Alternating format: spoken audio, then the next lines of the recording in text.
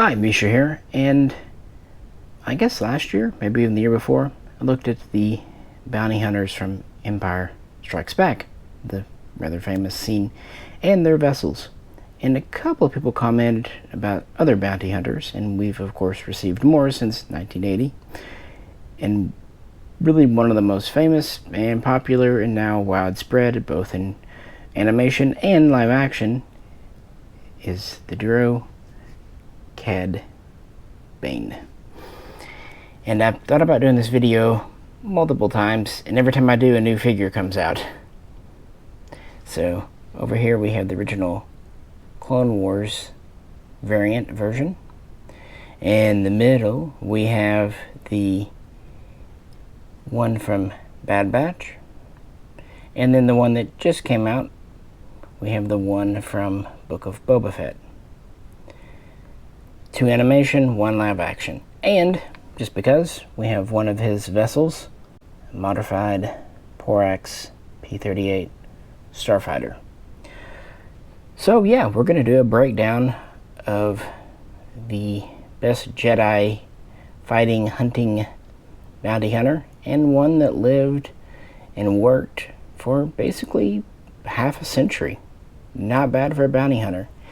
And really the preeminent bounty hunter in the galaxy after Jango Fett's untimely death at the hands of Samuel L. Jackson. So, yeah. Of course, his timely death would come at the hands of Tamora Morrison. So, we have his complete life story now, as far as we know. Unless Star Wars just has to revive him. Which, they never do that, right? Anyway, if you could, please like, share, and subscribe. And with that, let's go all the way back to a period before the Battle of Naboo. Beginning with the Clone Wars Cad Bane on the spinny thing, because, well, he's our earliest example. And we actually don't know much about his early life. He was born in the year 62 BBY, or at least approximately. He's a Duros. He was actually born on the homeworld named Duro. And, well, he grew up as a Duros. That's what he did. It seems like he was into bounty hunting, being a mercenary from early ages. And we know that at least one of his early mentors was Jango Fett himself. And they worked missions together before the Battle of Naboo, so sometime before 32 BBY. For example, there was one mission on Nar Shaddaa where they have helped get a Jedi Padawan out of a slave auction, not for altruistic means, mind you. He also met Darth Maul, who was still an apprentice, of course, at this time, and he had encountered the Jedi a time or two over that decade. In the beginning, Cad Bane had a pretty positive attitude about the Jedi. He thought they were quote-unquote fair fighters and had their own sense of honor. I think he also just enjoyed the fact that they gave him a fair fight. And we'll talk about his fighting style in a minute because it directly relates to his physical abilities. He's pretty standard for his species as far as we know. His skin tends to shift between blue and green and anywhere in between, much like human skin can be more reddish or brownish, purplish, depending on all that. Red eyes, and he was pretty tall at just over 6 feet, but pretty lanky at only about 165 pounds. So not physically the strongest, not like a Wookiee, but he made up for that. And he was a quick learner. After Naboo, he continued to work on and off with Jango Fett and others, including later on Bossk. And he was still making a name for himself, even into his 30s. Again, he was born in 62 BBY, so he was working up.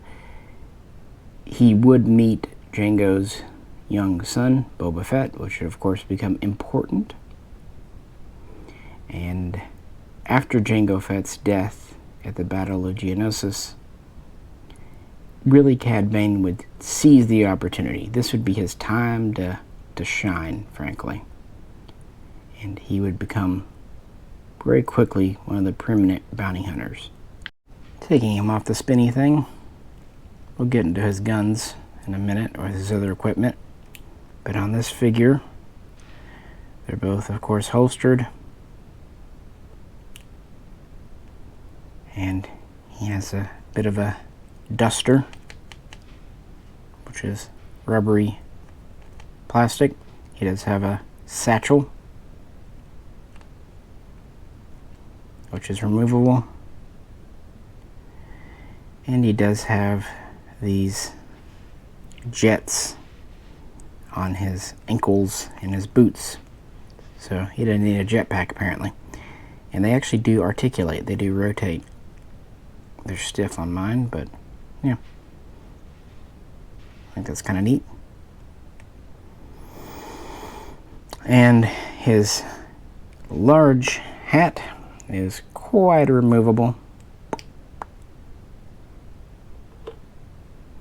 And then you have the Duro head. His breathing apparatus, breathing tube thing, is also removable. But I'm not going to unplug it just because I like to keep it nice and tight. But you can pull it off for action things.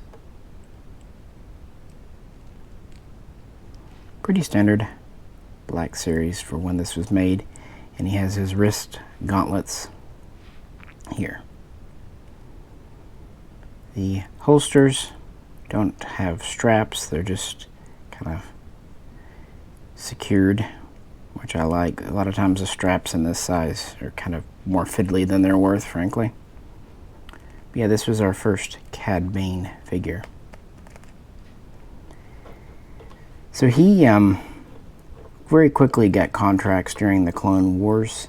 He was popular with the Hutts and also the CIS, the Confederate Independent Systems, who had also ended up doing jobs for the Sith.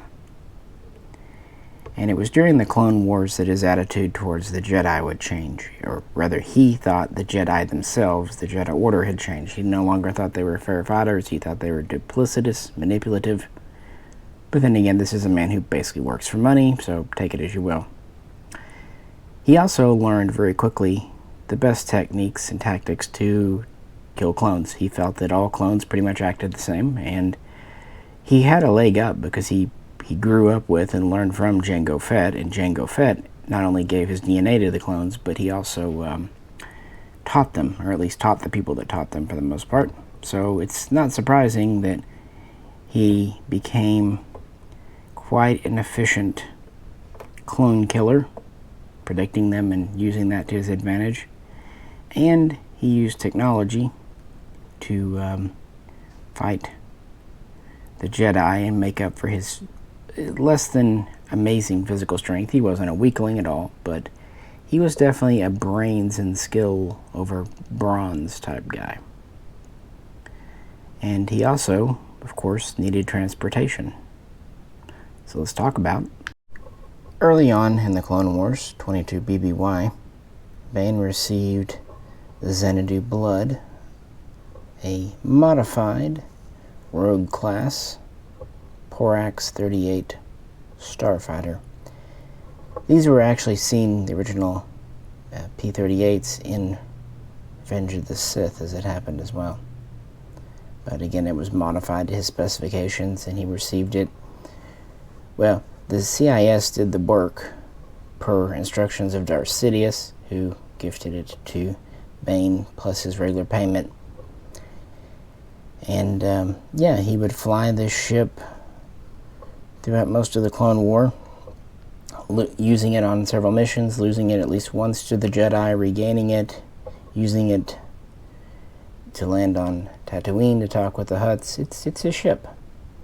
And the mods were done to his specs. It's nearly 42 feet long, and really just has a cockpit for one pilot, but it can carry up to 2 passengers in a pinch, especially if they're bounties. And for a ship of its size, it's quite impressive that it is hyperdrive capable. It has a Class 2, but no backup. And its atmospheric speed is about 1200 kph. Of course, it has shielding and has some other features besides. Taking the titanium off the stand, this is one of the later ones they did. They did a standard Porax 38. Like I said, this is the modified version used by Cad Bane. It has an opening cockpit, for what that's worth. Not much going on inside with any of these, but it's there. And armament included 2 medium laser cannon, 1 ion cannon, presumably added as part of Bane's specs because bounty hunters need ion cannons, and it had a concussion missile launcher. Also unique to his specs, not only did it have shielding, it also had a cloaking device. Again, don't need to explain why that was useful. Now, cloaks in Star Wars are different than cloaks in Star Trek, so yeah. But typically, cloaks are on larger ships. So they packed a lot in. In the real world, the design of the Porax 38 was based on the real life P-38, the Lightning from World War II. A lot of Star Wars is kind of based on World War II planes and bombers. I think it's a neat spaceship. And it's cool that Cad Bane had his own customized version, and he got it from the Dark Lord of the Sith, and he really couldn't care less. After all, he wasn't a big fan of the Jedi, and Sidious paid. He would eventually get a new ship after the Clone Wars, the Justifier. But yeah, he flew this for 3 or 4 years. Not a lot of info, frankly, out there on it. But it's interesting. So that's one piece of his equipment. He has another famous one. His blaster pistol, or rather his pair. He carried them in hide quick draw holsters. Usually his holsters looked rather well used. And as you see, it's a pretty long-barreled affair. It's got a scope on top, made by Blastech. This is the LL30 pistol. It's already quite a gunslinger type gun, but just like with the Starfighter, Bane modified these further, calling them his Persuaders. And his influence with Jango Fett is again seen. Jango Fett carried a pair of Westars that were modified with a type of alloy for longer, more rapid firing so they wouldn't overheat, and Bane used the same alloy to modify his guns for, hotter, more sustained fire. In Star Wars, it's the Tabana gas be ignited, turn into force plasma. And in Star Wars, a longer barrel does give better range and accuracy. So, makes sense within universe. These are pretty much unique to Cad Bane, at least originally the pistol was designed. Again, it's very clearly inspired by Jango Fett's pistols, but it is a different design. We see a few other pirates later on use the standard version. And it did have its own kind of blaster sound, more meant to emulate a kind of a scream. Just to let you know, Cad Bane was doing Cad Bane things.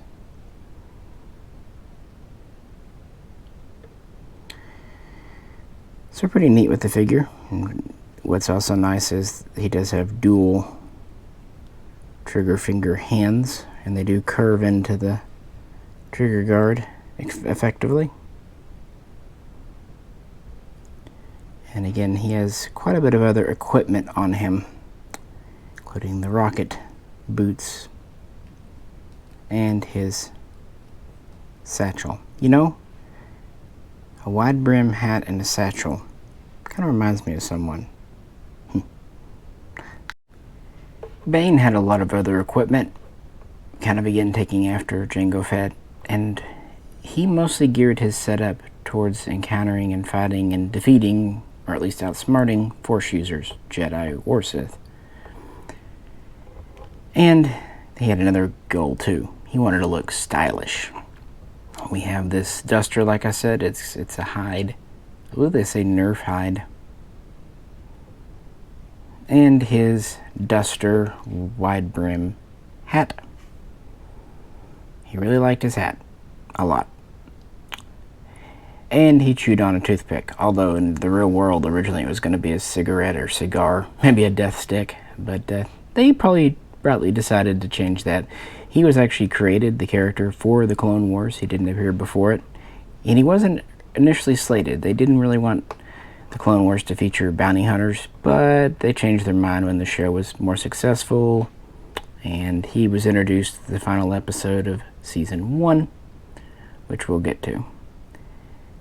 The name actually is an old George Lucas name, kind of like Mace Windu, that goes back to the 70s, but of course the character was pretty well new species, new everything, which is nice, and he's kind of gone on to gain a lot of status. Again, like Bane, he's got a lot of gadgets. He has gauntlets, but let's talk about those and all that's in those in a minute. He has these customized Mitrium thrusters. They're not really meant to fly for long distances, just to kind of counteract Force users' ability to Force jump, to kind of get out of the way, so literally short hops. He also had magnetically chargeable boots, so he could lock onto surfaces. And of course, like I said, he has these breathing tubes connected directly into his throat, connected to a pack. This not only allowed him to breathe in lots of different environments and work in hazardous areas, it also made him rather resistant to things like Force choke. And yeah. And of course he has his satchel for carrying other bits and bobs, because depending on the mission, yeah, he was really big into equipment.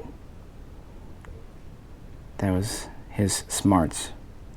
Interestingly, he's not really armored up. His face is exposed, and kneeling armor, things like the shoulders, what have you.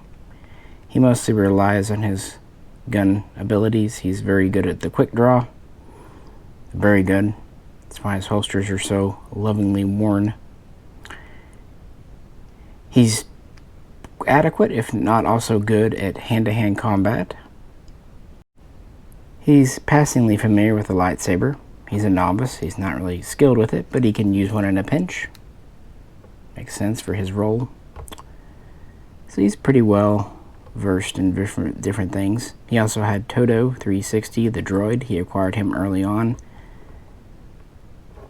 I don't have Todo. He came in a pack. But, yeah.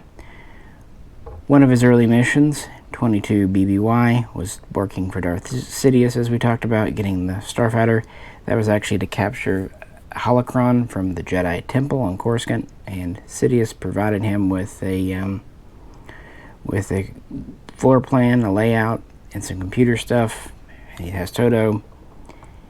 He wasn't really keen on it at first because he's no fool, but between the money and the pride, he took the mission and was successful.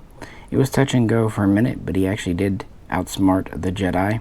I know, Jocasta Nu should be ashamed.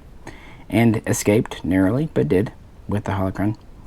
And then Ahsoka and Anakin traced him down, and he actually outsmarted them again by using Ahsoka as bait and getting Anakin to unlock the holocron and escape. Then his next mission for Sidious was to capture a half dozen or so Force-sensitive children. He's doing the mission when he actually does get captured by Windu and others, but yet again he is able to escape. Yeah, so often his plans don't go to hand, but he's one of the few characters, especially few bounty hunters, we see actively outsmarting and sometimes even just straight out outfighting not just your run-of-the-mill Jedi, but yeah, high-end Jedi like Obi-Wan, Anakin, even Windu. That gives him a lot of street cred.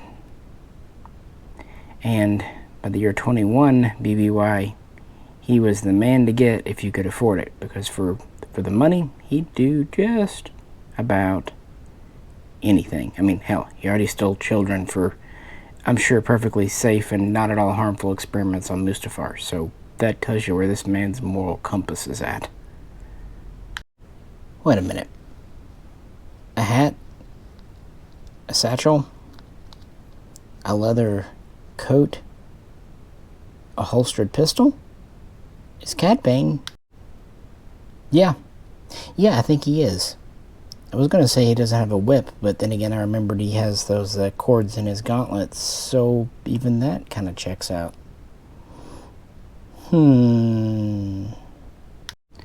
Alright, enough looking at the Clone Wars. Let's look at the Bad Batch version.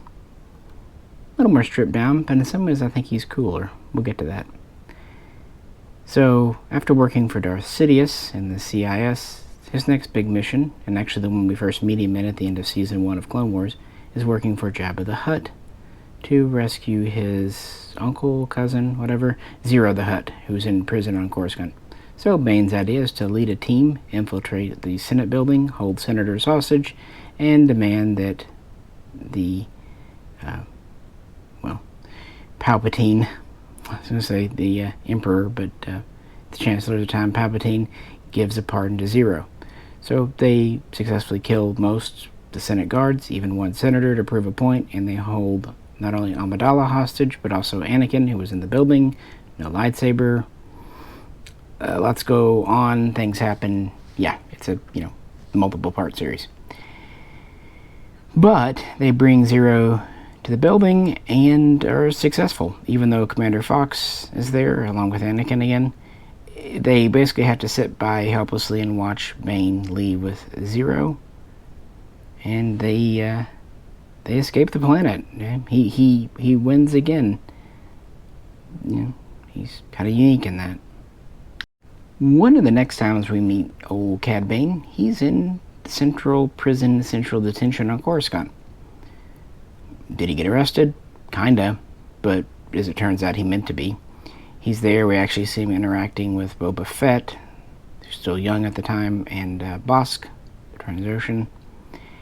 And he basically contracts with him to make a distraction so he can break out.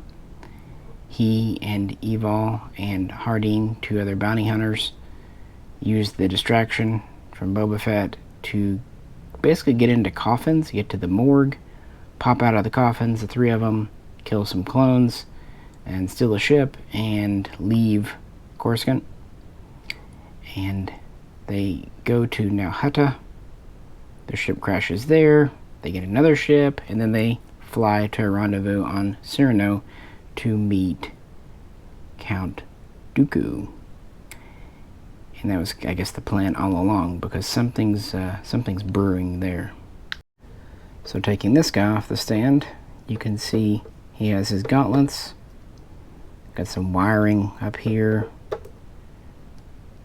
Good jointed shoulders with pads on them. Not only is the shoulder armored, it actually has flex in it, which is neat. Of course, the hat's removable as such. It is a somewhat smaller hat than the previous one.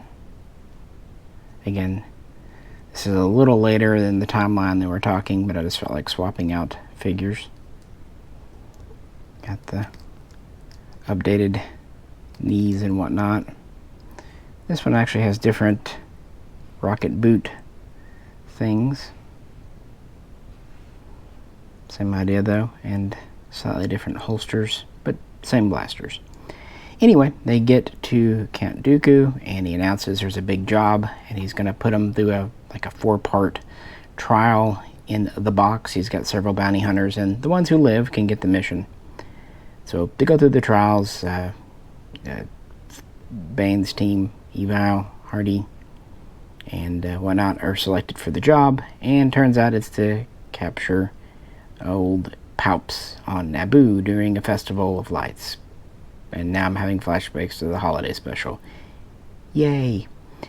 The mission, Bane's assigned as the leader.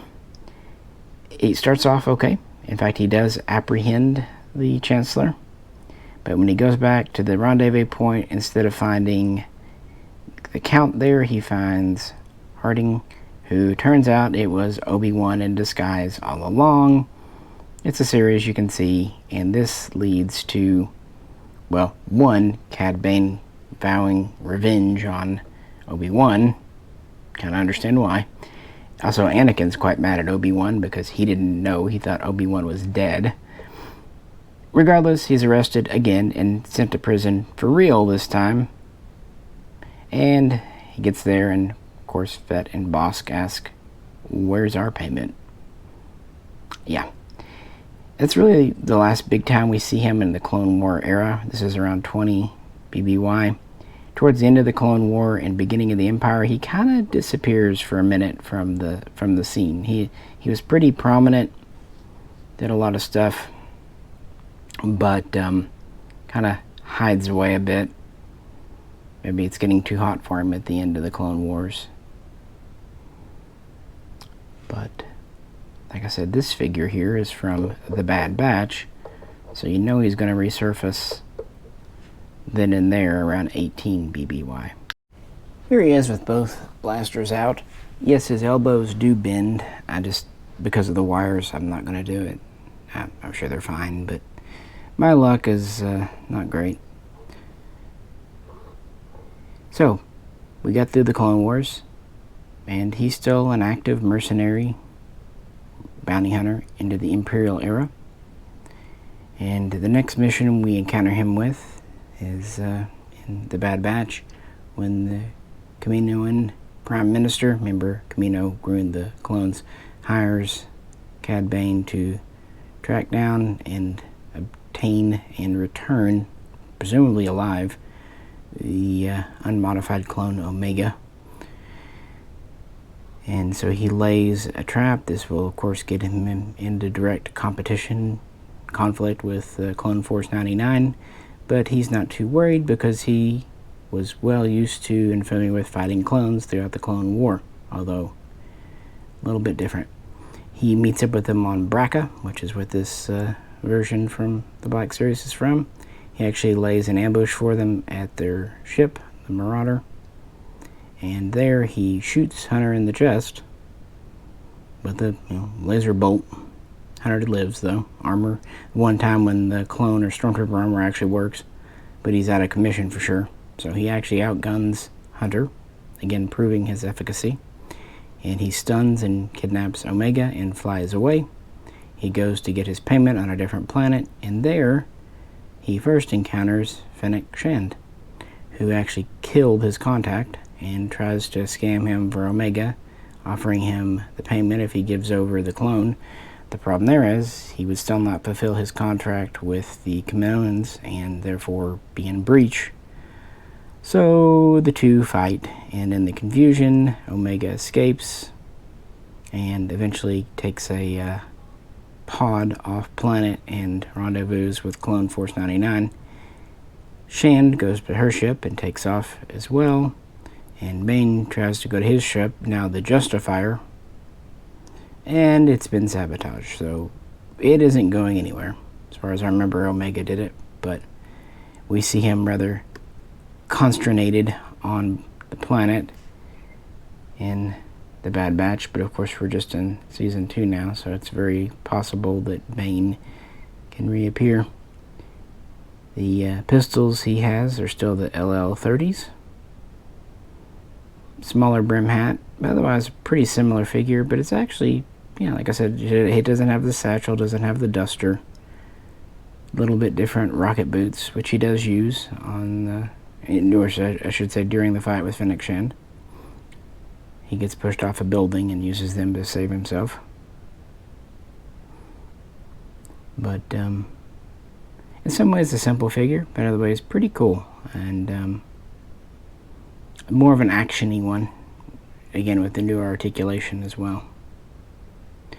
But we have one more figure in one more era. We've gone through the Republic era and the Imperial era, and Bane is still working into the era of the New Republic, so fall of the Galactic Empire. From the Clone Wars, we already know that Bane and Fett have a history, but in the Book of Boba Fett we learn a lot more about it. It wasn't a great relationship. You know, Bane, in some ways he could be fair and even a gentleman. In other ways he was ruthless, condescending, arrogant, bitter, and he seemed to get that way more with age and more jaded. On the one hand, he owed Jango Fett a lot of favors, so when Fett died, he felt some level of obligation, honor bound, to protect and train Boba Fett. Unfortunately, his way of training, which we hear takes place around 19 and 20 BBY, was rather ruthless and harsh, even abusive, and at the end of the day, his lesson was always look out for yourself, no one else will. So Boba Fett was learned a lot from him, but did not have fond feelings. So when we meet back up with Bane in the year 9 ABY, so a few years after the fall of the Empire, it's no surprise that Boba Fett and Bane don't get on well, and that's our figure here. So he's working at the time as a mercenary hired gun for the Pike Syndicate as they're trying to take control of Tatooine. And this figure we have from Freetown. He originally goes to talk with and bribe the sheriff called Vanth, but when Vanth can't be bribed to basically stay out of it, he shoots him, wounding him, and kills his deputy, Scott. And so proving that even at over 70 years old, he's still a quick draw, even outgunning a sheriff and a deputy in the streets of Freetown. He basically tells the population, stay out of my way, I'll stay out of yours, and of course, the spice must flow. So with this figure, let's talk about Bane's gauntlets. Again, much like Jango Fett, there's a lot in them. Equipment, tools. He has a remote control for his starship in there. Comlink, a data link. Non-lethal contact stunners. He even has like a ripcord, a bolo, so basically a wire device, kind of like what we see Boba Fett use against Skywalker in Return of the Jedi. Pretty much just whatever he needs. I don't believe he had wrist missiles like we see Boba Fett using. We do see Cad Bane having a holdout blaster, but it seems to be a separate little blaster that he carries in addition to his LL-30s. And of course there's one other thing in the gauntlets that we see him use. A flamethrower. Flamer. Again, very Mandalorian of him. And this is one of the few flame effects, blast effects from the Black Series that I kind of like. For one, it illustrates a weapon that we really couldn't otherwise have. For another, it sets in well, is a good size. And it's when we see him using, he uses it against Fennec Shand on Bracca, not Bracca, but sorry, in the Bad Batch on the other planet. And he also uses it against Boba Fett, specifically his Rancor, during their final battle. But it's neat. Plugs in there. I think it'll plug in either side. Let's see here.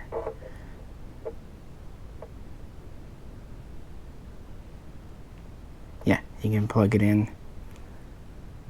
Other side of the figure's gauntlets. Again, still not very heavily armored, but he's back to wearing, well, he had a duster before, or at least a waistcoat, if you want to call it that. Now he's got a full kind of trench coat thing. Still got his hat, but it's a smaller hat. Still got his breathing device, but it's a little different. Bigger and lower down.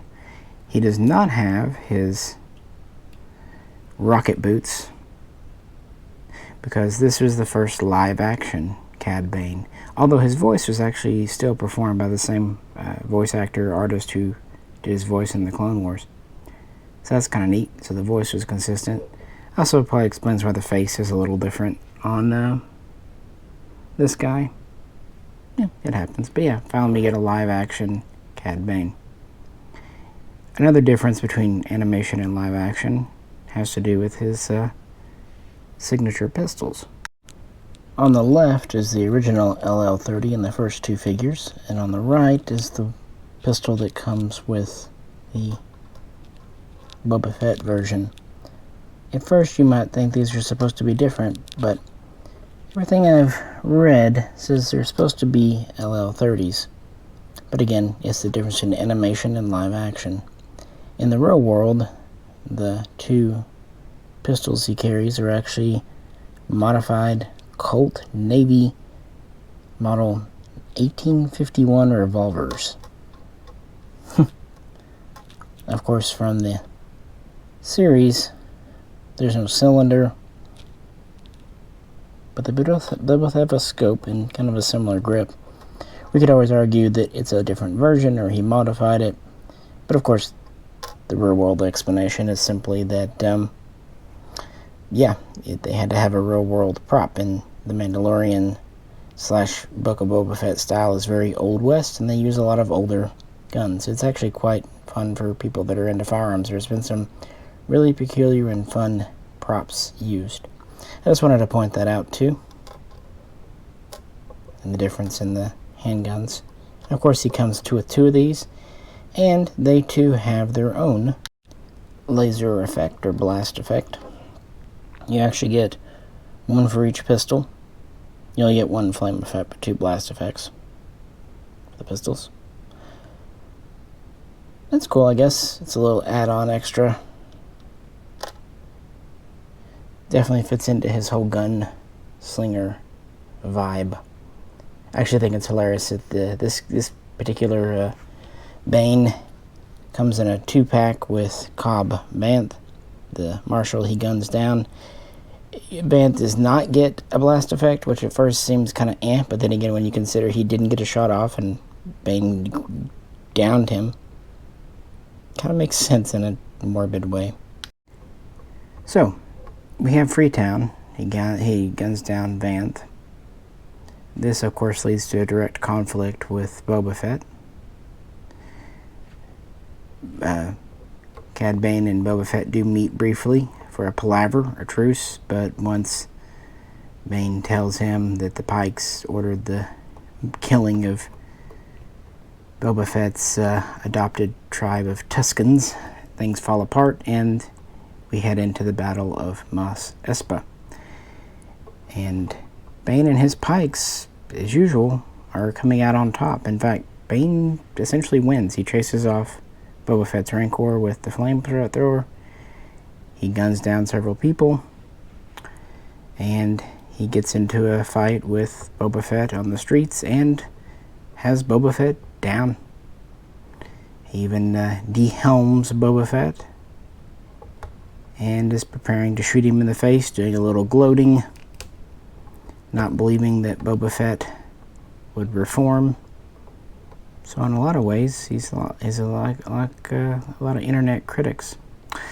But his arrogance for once gets the best of him, and he gives Boba Fett an opening to use his Tuscan Gaddafi stick, and he knocks Bane down and gets up and stabs him in the chest with the pokey end. So if you couldn't beat Cad Bane in a gunfight, not even Boba Fett apparently, maybe you can use a stick with a pointy end. Seems to have been the way of it. And so throughout the year 10 ABY, news of Cad Bane's death slowly but surely spreads across the galaxy. And a lot of folks don't believe it. He's a tricky person, and so even though we see him die, this is Star Wars, take it as you will. This one holster over here is exposed. He has another holster under his coat. The blasters actually fit very tight. But he is a neat figure. Of course, his hat too is removable. This one probably stays on the best of all of them. And the face is, as I said, of course, going to be different because it's live action versus animation.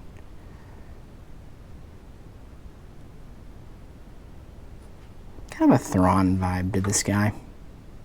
What do you think? But yeah, people had asked about doing an episode on him. And since I had the figures and haven't done a Star Wars video in a minute, I thought this weekend was a good time. What do you think?